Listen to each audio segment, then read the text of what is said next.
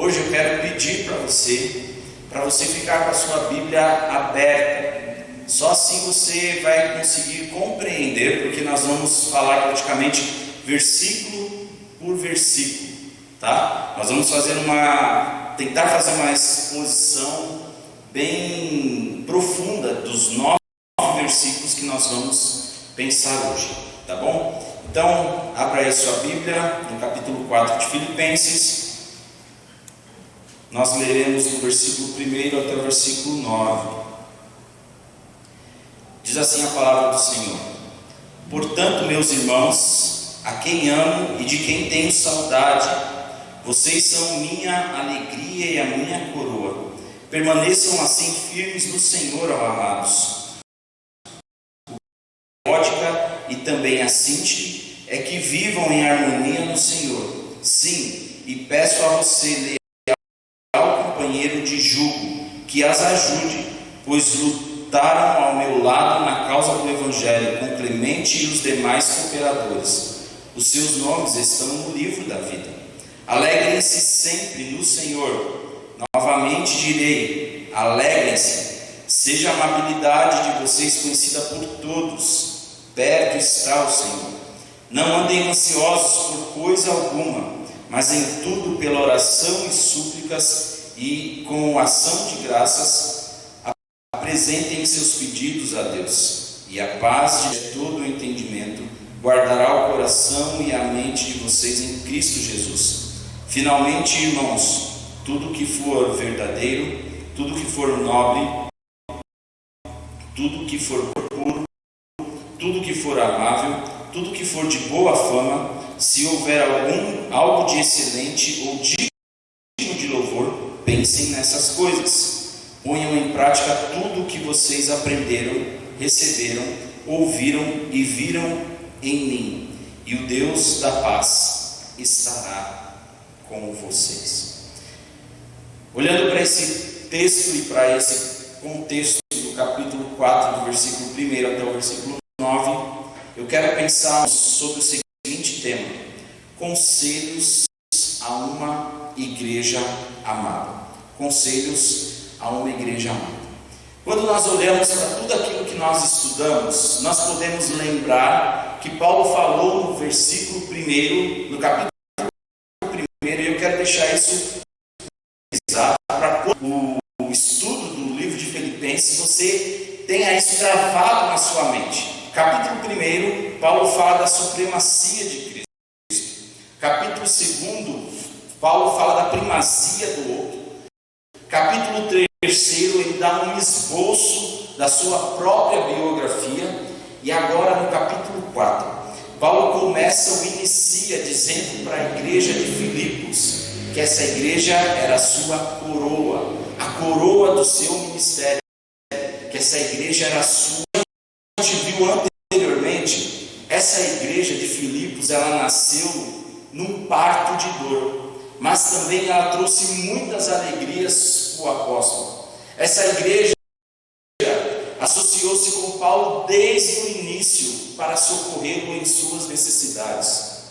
Era uma igreja que estava sempre presente e era uma igreja solidária com o apóstolo Paulo. Paulo está fazendo aqui algumas recomendações para essa igreja que ele tanto amava, essa igreja querida, a quem ele chama de minha alegria e minha coroa. Quando nós olhamos para o texto em grego, que foi o texto escrito no Novo Testamento, a língua do grego que foi escrito no Novo Testamento, nós vemos palavras que significam coroa.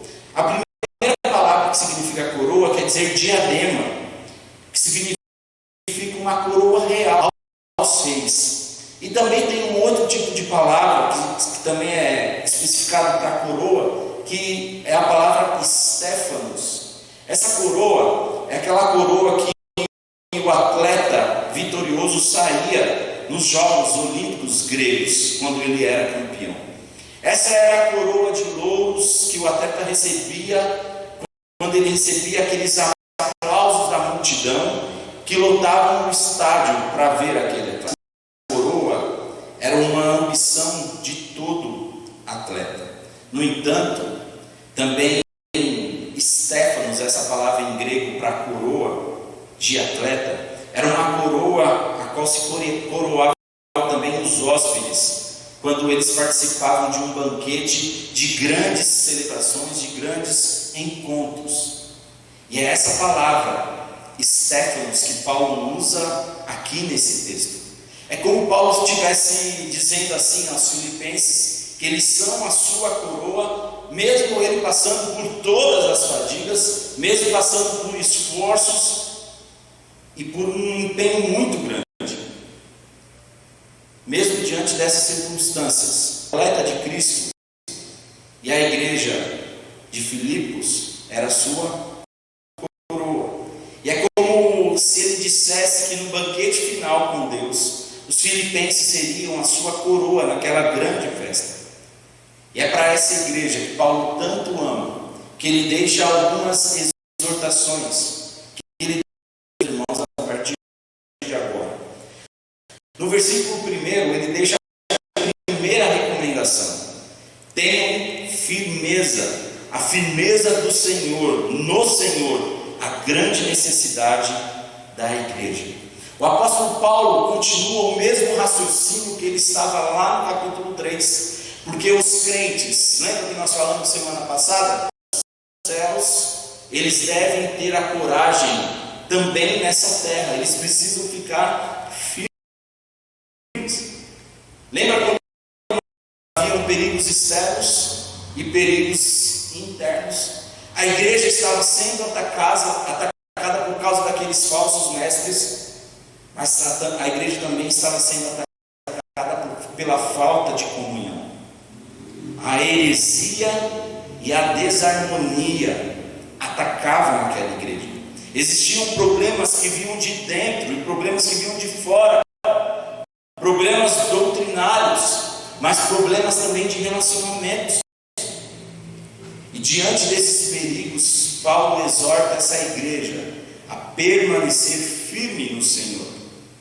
Em vez de dar atenção aos falsos, de entregar as brigas, as picuinhas internas, a igreja deve pôr a sua confiança no Senhor.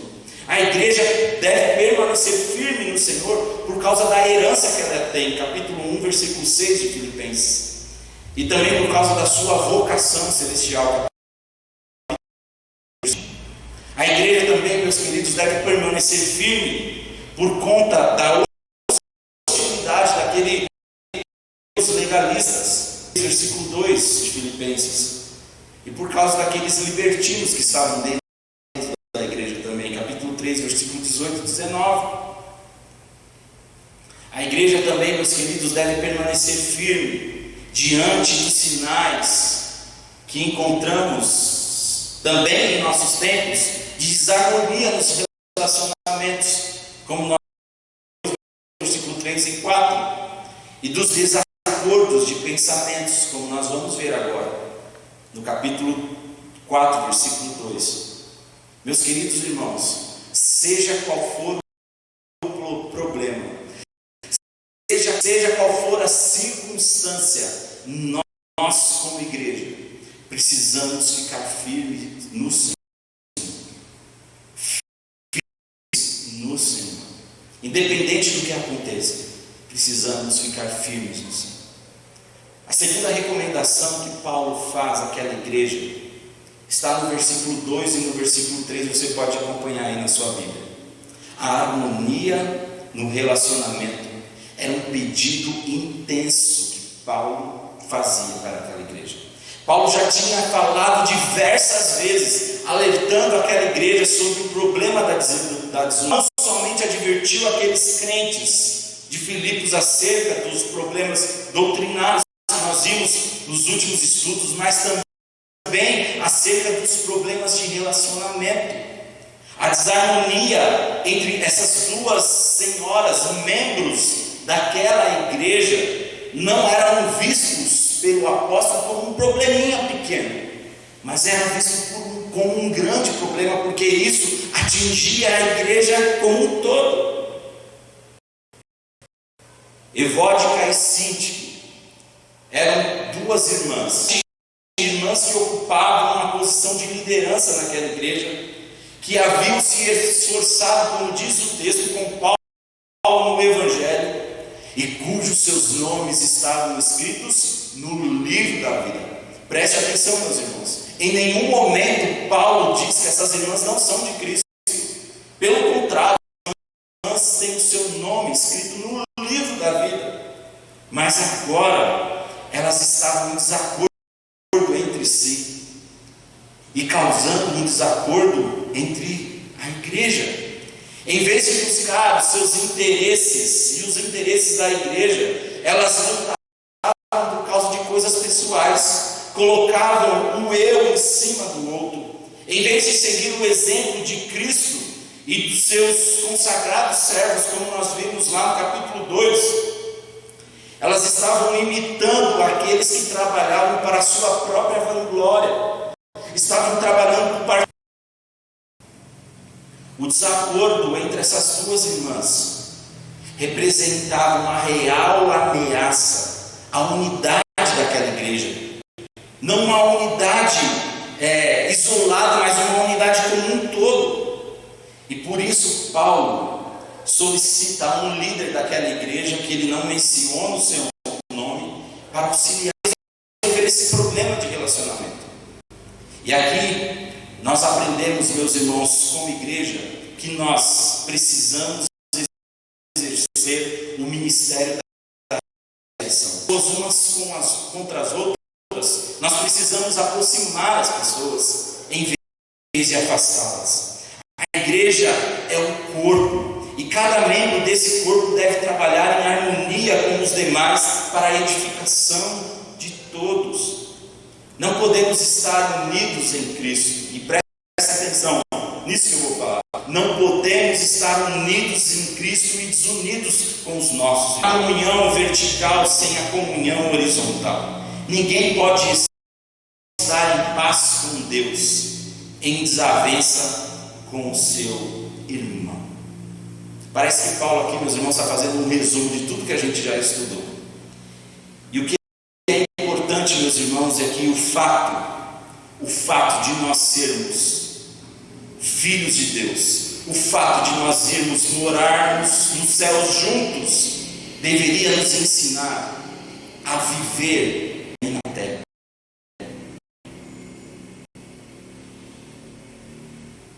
A harmonia no relacionamento, um pedido intenso de Paulo para aquela igreja de Filipos. E ele reforça aqui também nesse versículo 2, no versículo 3. No versículo 4, o outro alerta que Paulo faz: a alegria, a marca que distingue o povo de Deus. O apóstolo Paulo fala sobre essa alegria. Em primeiro lugar, olha o que diz no texto: alegrem-se sempre no Senhor. Ele não diz alegrem-se de vez em quando. Ele diz alegrem-se no Senhor. E a primeira característica dessa alegria é que essa alegria não é um pedido. Essa alegria é uma ordenança e não uma opção. Ser alegre é um mandamento e não uma recomendação. E deixar de ser alegre é uma desobediência e uma expressa ordem de Deus. O Evangelho trouxe o reino de Deus é alegria. O fruto do Espírito é alegria. E a ordem de Deus para nós hoje: alegre-se, povo de Deus. A segunda característica da alegria que Paulo demonstra aqui é que a alegria não depende das circunstâncias. Paulo diz que devemos nos alegrar sempre, como a vida que nós vivemos nos dias de hoje é um mosaico em que nos faltam cores escuras, não nos faltam cores escuras do sofrimento. Nossa alegria não pode depender das circunstâncias. Na verdade, a nossa alegria não é a ausência de problemas. Nossa alegria não é algo que depende do que está ao nosso redor ou o que está acontecendo no mundo. A certeza é, meus irmãos, neste mundo nós vamos passar por muitas aflições. Nós vamos cruzar por vales escuros, nós vamos passar por desertos escaldantes, mas a alegria verdadeira nos falta. Por quê? Porque é a terceira característica da alegria, porque a nossa alegria não está em coisas, a nossa alegria está numa pessoa, em Cristo Jesus. A nossa alegria é cristocêntrica, nossa alegria é uma pessoa, e não a ausência de problemas, e não a alegria é centrada em Cristo. E quem tem Jesus experimenta dessa verdadeira alegria. Quem não tem Jesus talvez possa até passar por alguns momentos de alegria, mas logo passa, não é uma alegria verdadeira. E quem tem Jesus tem alegria. Quem não tem Jesus pode ser que já experimentou algumas coisas, mas não experimentou a alegria verdadeira que nós encontramos na pessoa de Jesus Cristo. Outro alerta que Paulo faz para aquela igreja está aí no versículo 6, que diz assim: não andem ansiosos por coisa alguma, mas em tudo pela oração e súplicas, e em oração de a Deus. A ansiedade, uma doença perigosa. E antes de eu discorrer, eu quero fazer um parênteses aqui. Quando eu vou falar sobre ansiedade aqui, meus queridos, eu quero olhar o contexto inteiro até agora. Eu não quero olhar a parte clínica, nem a parte da psicologia, mas eu quero olhar com os olhos de Paulo. Então os irmãos me entendam, por favor, caso eu fuja um pouco da psicologia e foque no que Paulo fala desde o capítulo 1 até agora, tá? Então, ansiedade, uma doença perigosa. A ansiedade é a maior doença do século 21. Pastor, mais do que Covid? Mais do que Covid. De acordo com a Organização Mundial da Saúde, mais de 50% das pessoas que passam pelos hospitais são vítimas da ansiedade. A ansiedade atinge adultos, atinge crianças, a ansiedade atinge os doutores, atinge os analfabetos, religiosos e ateus, atinge todo mundo. E estudos recentes mostram que nesse momento que nós passamos por esse isolamento social, a ansiedade se espalha com a mesma rapidez que o coronavírus se espalha, mobilizando nossos sentimentos de maior angústia, de medo, de insegurança e de impotência. Além do isolamento diariamente que nós estamos vivendo, nós somos bombardeados por uma explosão de informações. Existem aquelas informações sérias, pesquisas clínicas e epidemiológicas que nós vemos nos artigos por aí, passando pelos vídeos e os artigos disponibilizados por especialistas nas redes sociais. Coisas boas para a gente ler. Mas também nessas informações que nós recebemos existem rumores, existem boatos, existe também a tal da teoria da conspiração e o alarmismo feito pela nossa imprensa, infelizmente. Tem um teólogo chamado Warren Wiersbe que ele diz o seguinte: ele diz que a ansiedade é um pensamento errado das circunstâncias das pessoas e das coisas. Um pensamento errado, um sentimento errado a respeito das circunstâncias, das pessoas e das coisas. E quando eu olho para o contexto de Filipenses, a gente pode verificar algumas causas da ansiedade. A ansiedade é um resultado de olharmos mais para os problemas em vez de nós olharmos para Deus. Os crentes lá de Filipos não estavam vivendo um paraíso existencial, vivendo cercado de um mundo cheio de perseguições. Capítulo 1, versículo 28. O próprio apóstolo Paulo estava preso na antessala da morte, esperando que a sua cabeça fosse cortada. E sabe, meus irmãos, que eu aprendo aqui com os filipenses,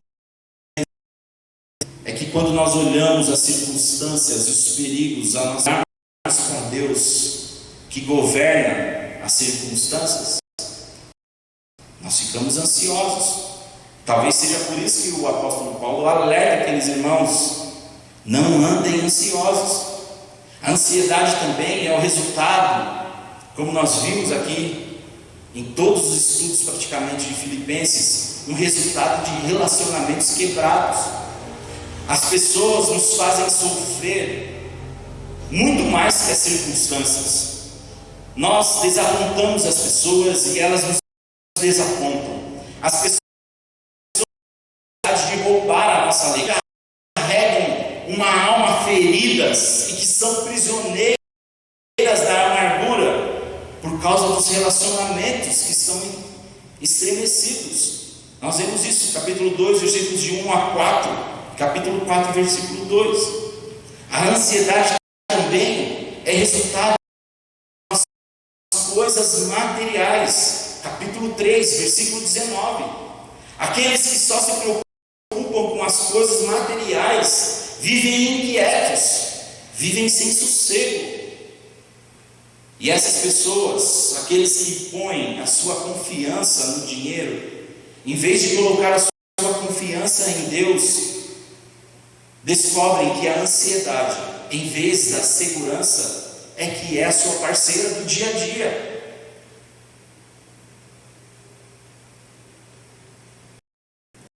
São as causas que nós vemos aqui os filipenses passando sobre a ansiedade, mas também nós podemos ver o resultado dessa ansiedade.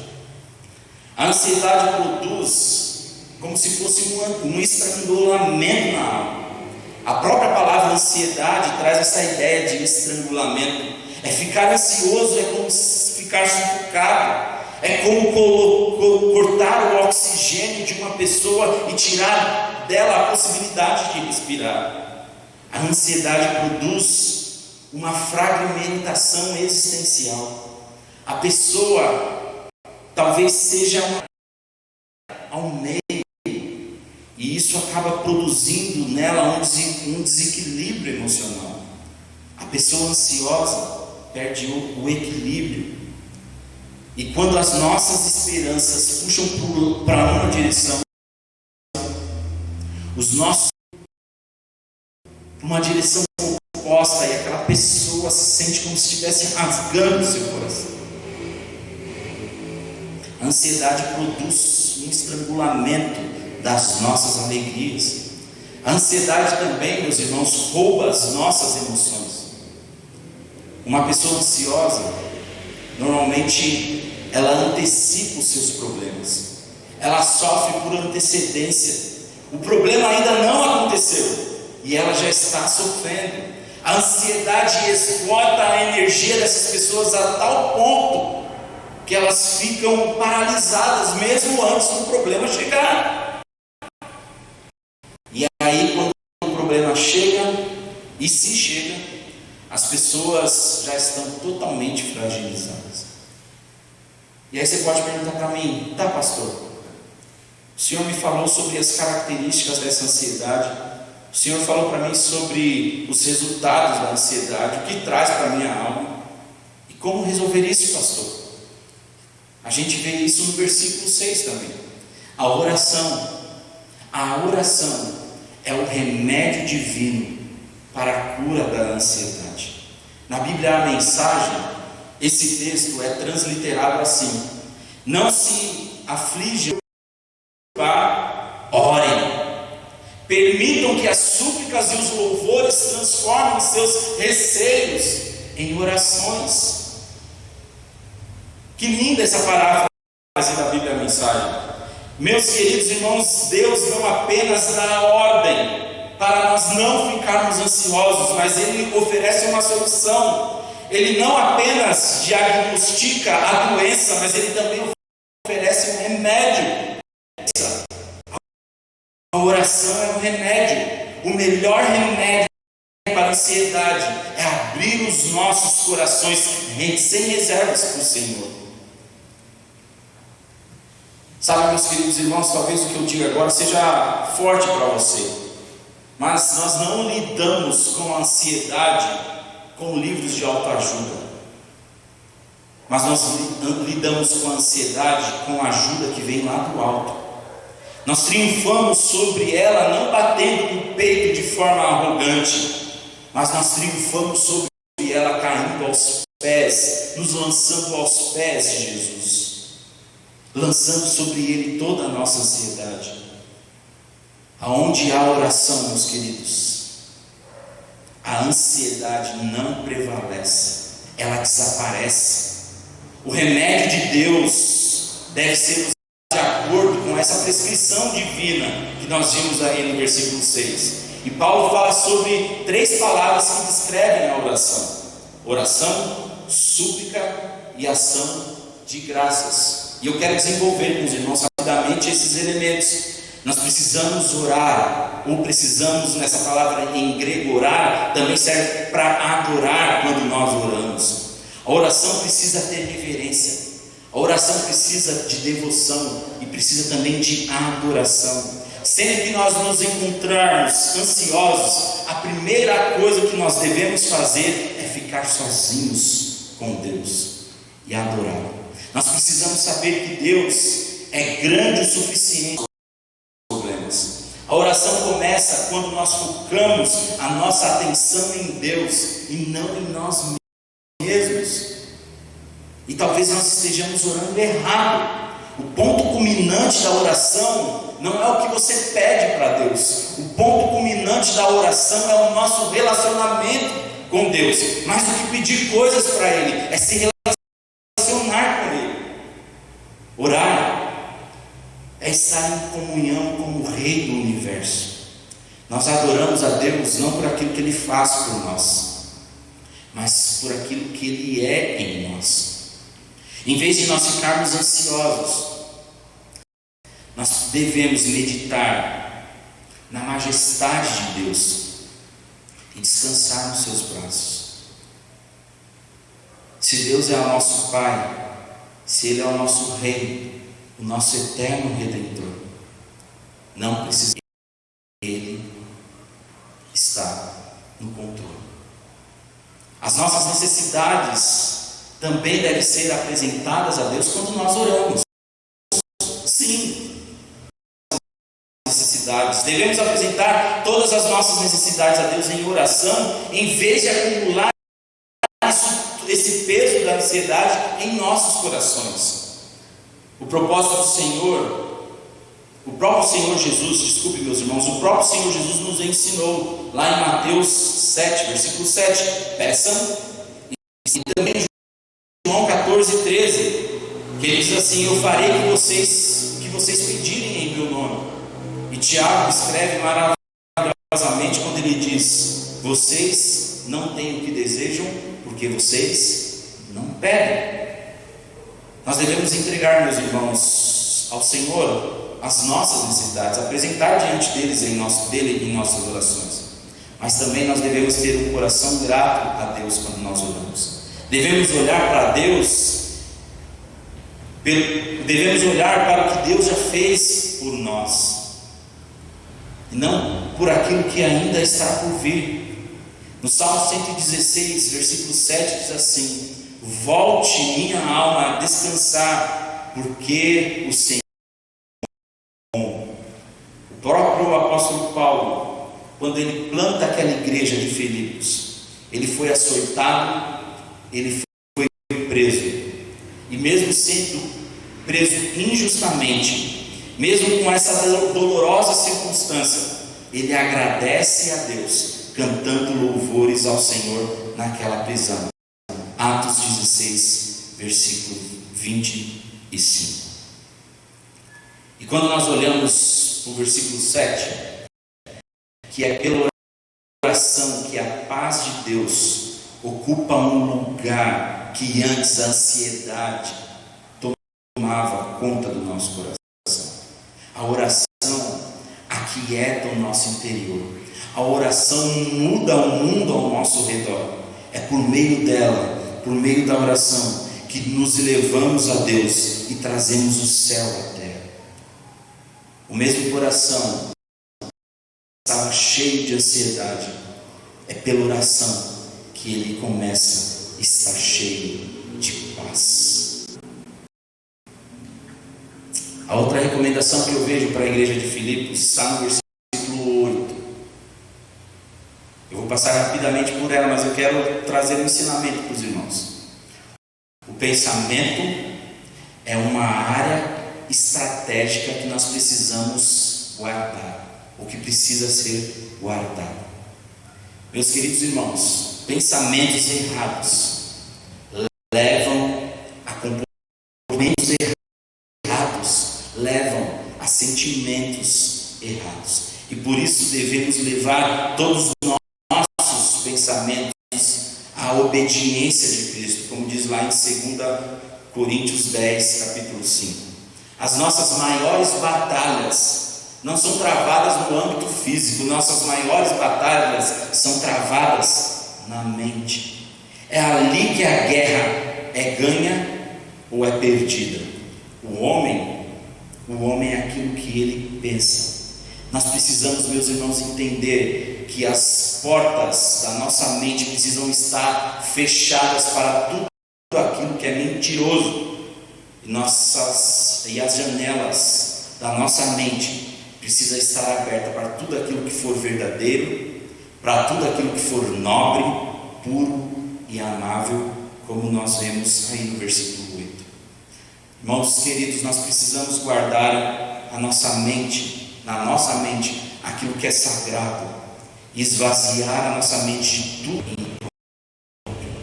E eu quero concluir, meus irmãos, com o versículo 9, com uma aplicação prática. A prática que é uma evidência de quem nós somos, ou ela autentica a nossa vida. Não é possível separar, meus irmãos, os atos exteriores das nossas atitudes interiores. Há uma conexão quando Paulo fala pensem nessas coisas, no versículo 8, e ponham em prática, lá no versículo 9. A dinâmica do cristianismo deveria ser a união desses dois imperativos que estão presentes nas qualidades éticas, como nós vimos no versículo 8, nas tradições apostólicas, no versículo 9, a parte A, e nos ensinos exemplificados na própria vida de Paulo, versículo 9, a parte B. E aí Paulo considera, meus irmãos, 4 atividades para essa atitude prática, uma evidência que autentica as nossas vidas como cristãos. Receber, você pode ver aí no seu versículo: aprender, receber, ouvir e ver. Uma coisa é você aprender a verdade, a outra coisa muito diferente é você receber essa verdade, assimilar essa verdade. Não basta ter fatos nas nossas cabeças, nós precisamos ter a verdade em nossos corações. E ao longo do ministério de Paulo não apenas ensinou a palavra, viveu na prática essa palavra, para que seus ouvintes pudessem vê-la em sua vida. Acumular conhecimento sem o exercício da prática da vida cristã não nos torna crentes melhores, não nos torna crentes. Precisamos, meus queridos, ter os olhos abertos para ver, ouvidos atentos para aprender e disposição para praticar tudo aquilo que aprendemos. E Paulo conclui essa parte com uma linda questão quando ele diz: e o Deus da paz estará com vocês. Essa frase nos traz a certeza de que, além de termos a paz de Deus para nos guardar, agora nós temos o Deus da paz para nos guiar. Não apenas temos uma harmonia bendita com esse Deus em lugar da ansiedade, mas também temos a companhia divina para nós caminharmos todos os dias das nossas vidas. Eu termino, meus queridos, com uma frase, e eu quero deixar essa frase no seu coração. Muitas pessoas hoje procuram ter paz com Deus, sem ter um relacionamento com Deus, que é o verdadeiro autor dessa paz. Isso, porém, é impossível. Para experimentar a paz, nós precisamos conhecer o Deus da paz. Que Deus os abençoe, meus queridos. Amém.